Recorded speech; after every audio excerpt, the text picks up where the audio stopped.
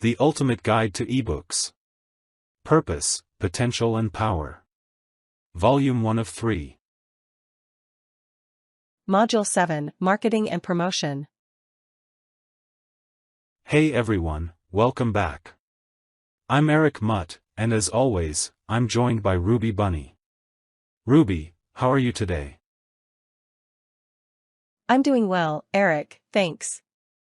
Excited for this one. Turning an ebook from a hidden gem into a bestseller is, well, a bit of a magic trick, isn't it? Yeah, and not the kind with rabbits and hats. More like spreadsheets and, a lot of late-night Googling.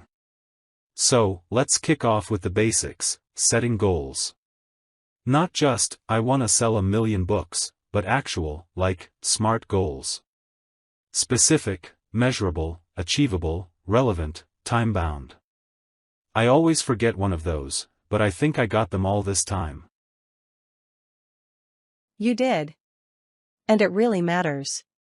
For example, instead of I want to sell more books, you'd say, I want to sell 500 copies in 90 days. That's a real target. It gives you something to aim for and, more importantly, something to measure against. Otherwise, you're just sort of, floating about. Totally.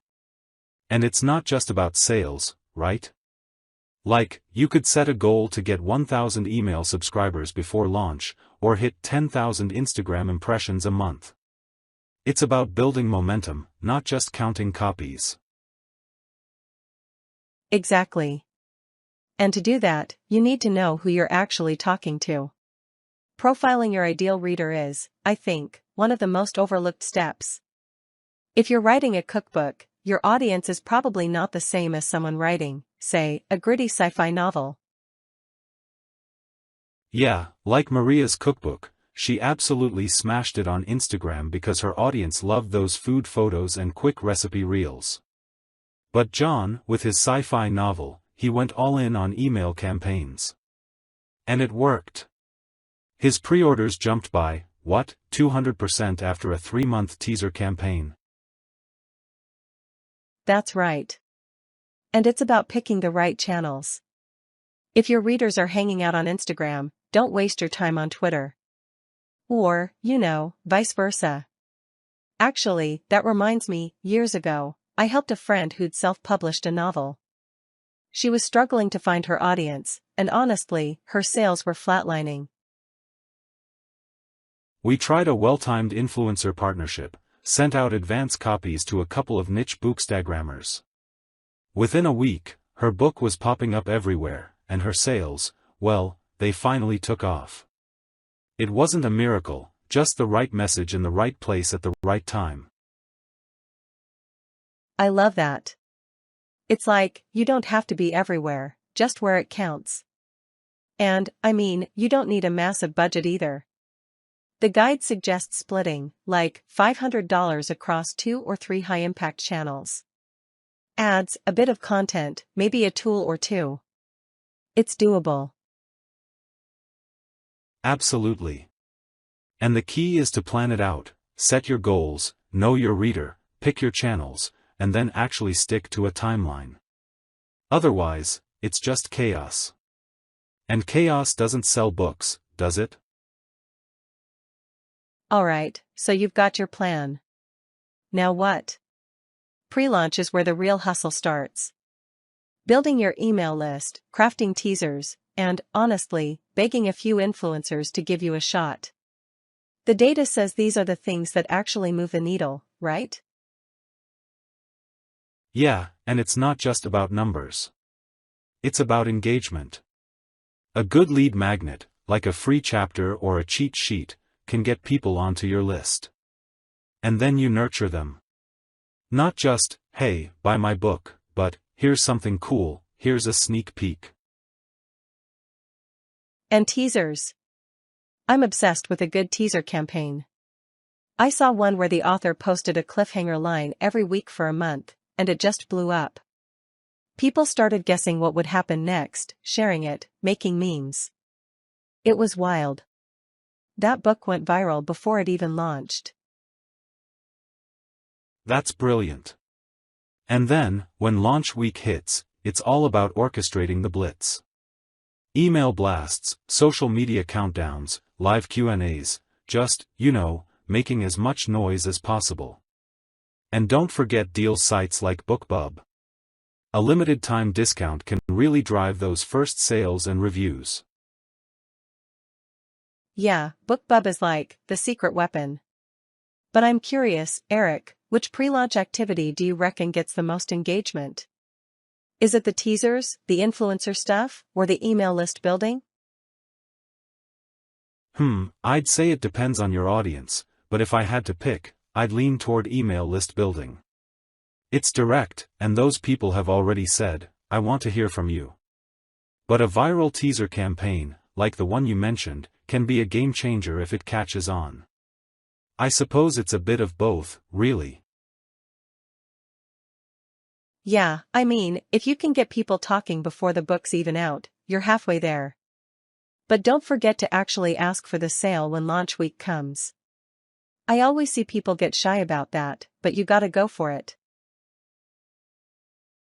Absolutely. And don't be afraid to remind people, multiple times.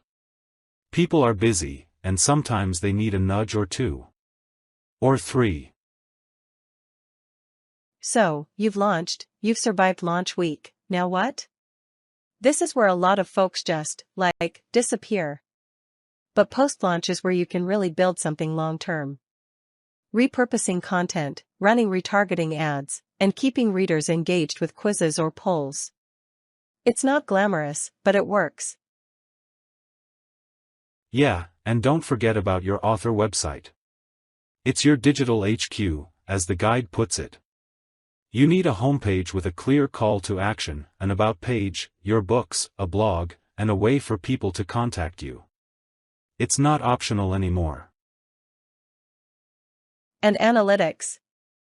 I know, it sounds boring, but tracking your metrics is how you spot what's working. Like, if you see most of your traffic is coming from Instagram but no one's buying, maybe your book description needs a tweak. Or your cover. Or, I dunno, your price? Exactly. And that's where A/B testing comes in.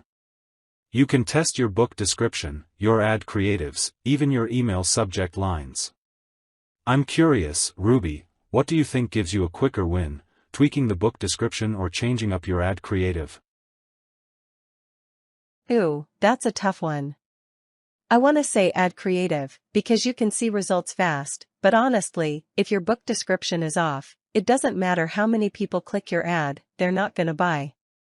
So maybe description first, then ads? I think you're right. The description is like your elevator pitch. If it doesn't grab people, you're just burning money on ads. But, sometimes a fresh ad creative can bring in a new audience. It's all about testing and tracking, really. And don't forget to keep engaging your readers. Polls, quizzes, behind-the-scenes stuff, people love feeling like they're part of the journey. Plus, it gives you more data to work with.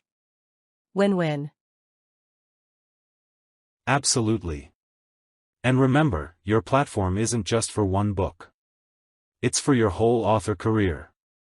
Keep building, keep optimizing, and don't be afraid to try new things. Analytics are your friend, not your enemy.